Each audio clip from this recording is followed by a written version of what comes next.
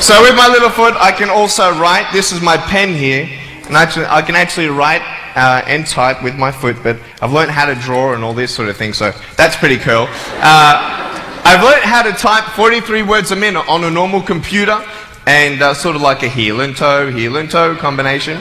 And I'm learning sign language with my foot. I'm learning it. Ready? Peace. I actually play drums. I get the drumsticks in my teeth. I'm just joking. No, look, I have a drum machine up here, and we're just gonna. So what it is basically, it's a pad, right? And there's like 16 buttons, and so each button represents a sound, right? So I'm not pressing play or anything like that, right? You see my foot? All right, it's like serious, okay?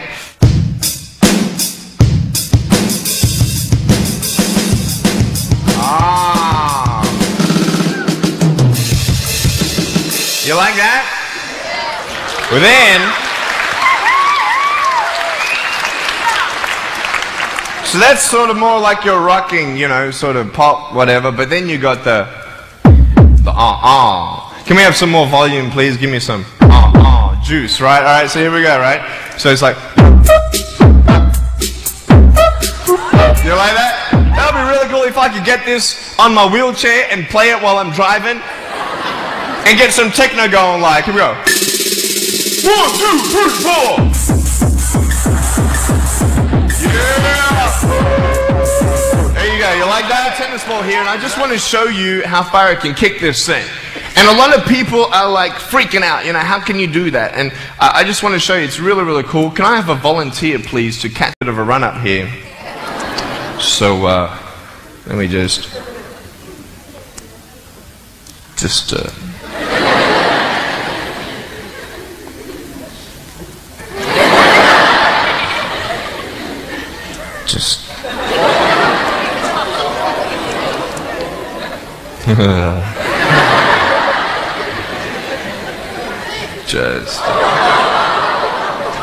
I was checking it so good.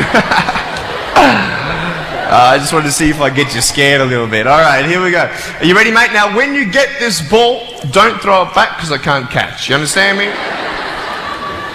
Alright, you ready? Here we go. When you get this ball, just come up here on stage. Is that cool? Ready? 1, 2. Look at that. I'm going to actually show you how I can actually flick this phone onto my shoulder. It's very cool. So, it's actually not always guaranteed that it's going to happen the first time. So what happens when you fail? Very good, very good. So can someone give me a sound for ringing phone, please? Thank you, thank you. I'm coming! Ready?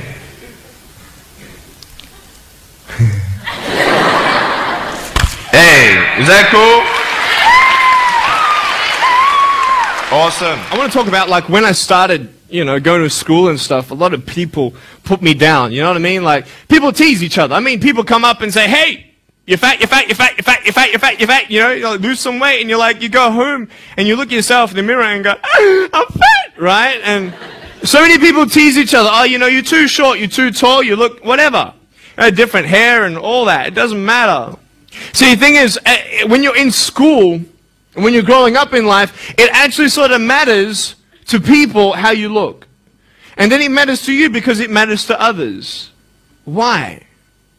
Why does it matter how you look? Because if they don't like you, then who will? If they don't accept you, then who will? And the fear that we have is that we're going to be alone. That we're not good enough. And, you know, we have to change ourselves. And, you know, so many people put me down and say, Nick, you look too weird and no one's really your friend and you can't do this and you can't do that.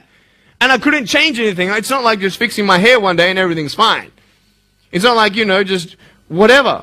I couldn't change my circumstance.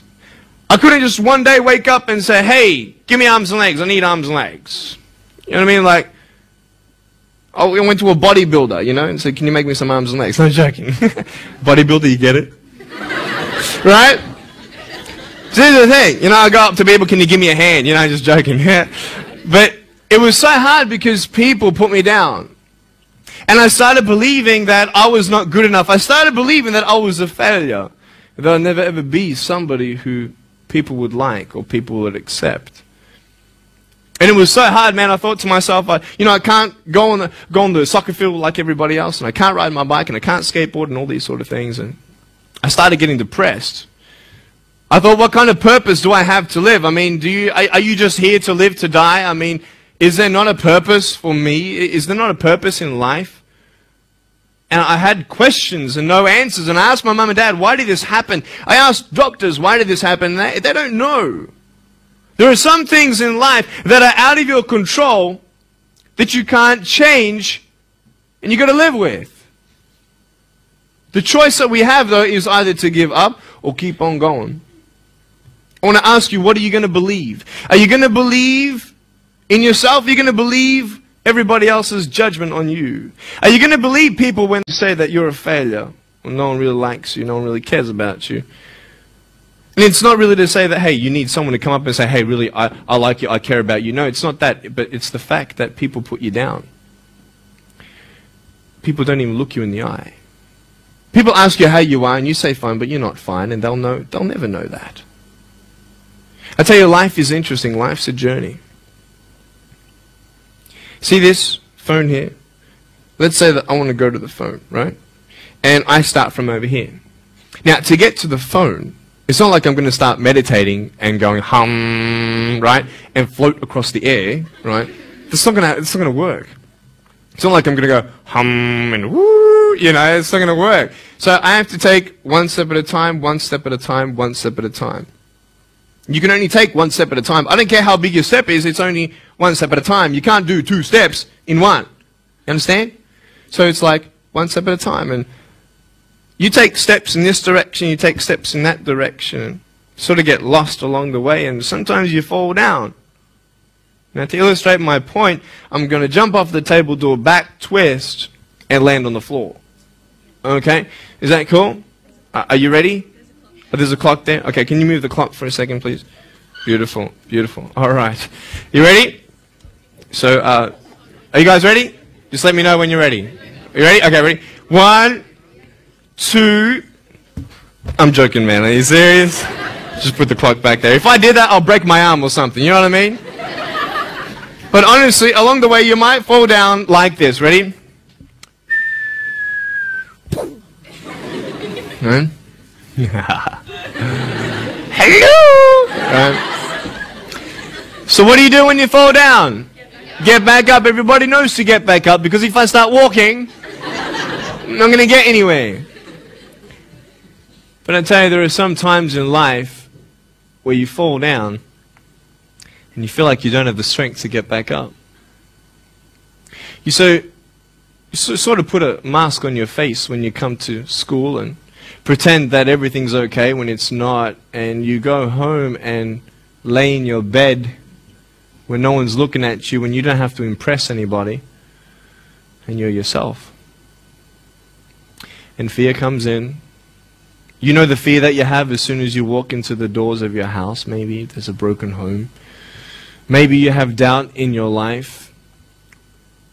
Maybe you don't know for sure what's going to be happening in the future, and it scares you. Maybe you're worried about what people think of you, what people say about you. Just that fear paralyzes you. And I just want to ask you today, do you think you have hope? Because I tell you, I'm down here, face down, and I have no arms, no legs. It should be impossible for me to get back up. I mean, you go home and tie the legs and arms of your brothers and sisters and like push them down and see how long it's going to take them to get back up. You know what I mean? You can tell them that you'll see them tomorrow. You know what I mean? But this is the thing. It should be impossible for me to get back up, but it's not. You see, I will try 100 times to get up, and if I fail 100 times, if I fail and I give up, do you think that I'm ever going to get up? No. But if I fail, I try again and again and again. For as long as I try, there's always that chance of getting up. Does that make sense? And it's not the end until you've given up. And just the fact that you're here should persuade you that you have another chance to get back up. there's still hope. I'm not here today to tell you that I understand your pain. I don't know how it feels to be abused. I don't know how it feels to feel, quote, fat and you've got an eating disorder. I don't know how it feels to have a broken home. I don't know how it feels. But I know how it feels to have a broken heart. And I know how it feels to be alone. And I want you to know that I found my strength in Jesus Christ, and you're going to find your strength in whatever you find it in. But I just want you to know that it's not the end. It matters how you're going to finish. Are you going to finish strong?